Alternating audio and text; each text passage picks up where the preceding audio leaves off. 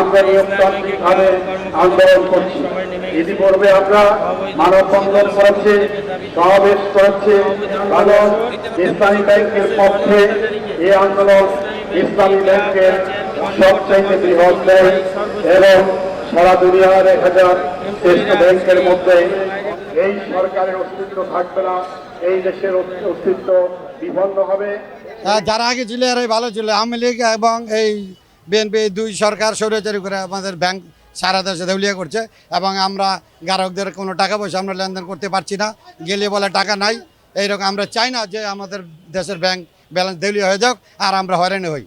আমরা কেন দর্শক হয়রানি হবো? বিগত দিনে যিনি বাংলাদেশ ব্যাংকের যে গভর্নর ডেপুটি গভর্নর ছিলেন খোরশেদ আলম, তাকে এখন বর্তমান সরকার তাকে এখন চেয়ারম্যান হিসেবে নিয়োগ দেওয়া হয়েছে। অথচ ওমর ফারুক আমাদের যিনি যার নেতৃত্বে ইসলামী ব্যাংক ভালো মতো চলেছিল, জনগণ সন্তুষ্ট ছিল, ইসলামী ব্যাংকের গ্রাহকরা সচেতন ছিল এবং সন্তুষ্ট ছিল, তাকে সরিয়ে দিয়ে আজকে তাল বাহানা শুরু করছে। আমাদের দাবি হলো বর্তমানে যিনি বাংলাদেশ ব্যাংকের যিনি সাবেক আওয়ামী লীগ আমলের যিনি ডেপুটি গভর্নর ছিলেন তাকে ইসলামী ব্যাংকের চেয়ারম্যান বানানো হয়েছে, তার আমরা পদত্যাগ চাই।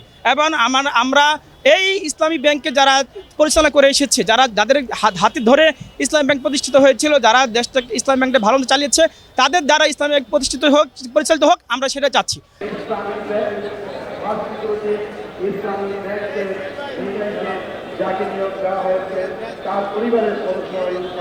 ইসলামী ব্যাংকের উপরে এই গত আওয়ামী লীগ সরকারও হস্তক্ষেপ করছিল।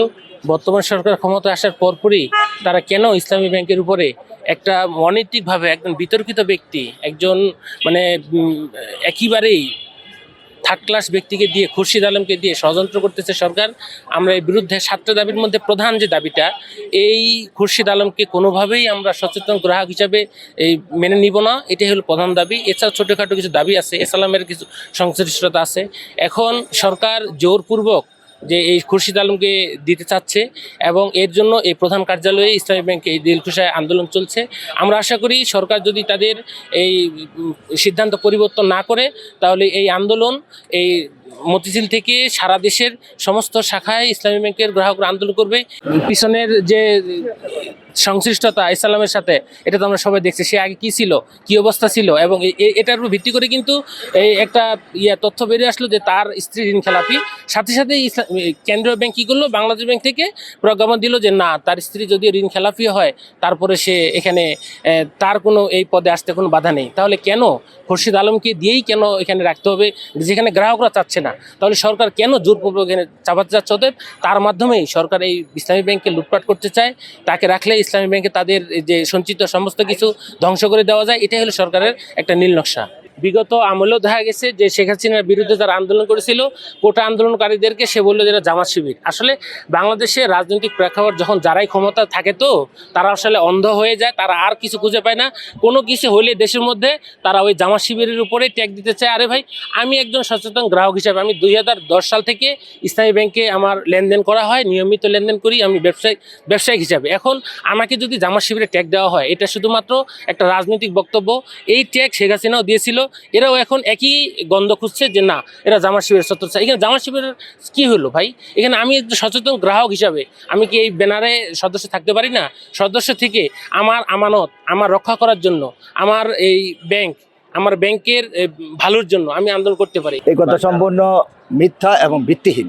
প্রতিটা লোকেরই এখানকার গ্রাহক আছে। যেমন আমার দুইটা অ্যাকাউন্ট আছে, একটা ব্যবসায়িক অ্যাকাউন্ট আছে, একটা নিজের পার্সোনাল অ্যাকাউন্ট আছে। এই ব্যাংকে আছে বিগত 34 বছর যাবত অ্যাকাউন্ট। আমি গ্রাহক হিসেবে আসছি। আমি জানি, আমার জানা মতে কেউ এখানের সাথে আনরিলেটেড কোনো পার্সন নাই, সবাই এই ব্যাংকের সাথে রিলেটেড। আমরা শুনছি যে দাবি মেনে না নিলে কী করবেন? দাবি মেনে না নিলে বাংলার জনগণ রাস্তায় নামবে। আমরা রাস্তায় আছি, দাবি না মেনে আমরা ঘরে ফিরবো না।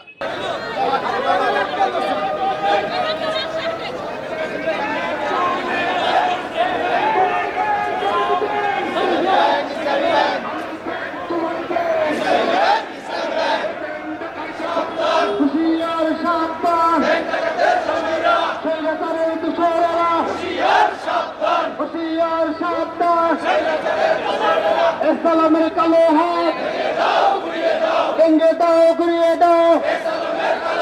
ইসলামের কালো হাত ইসলাম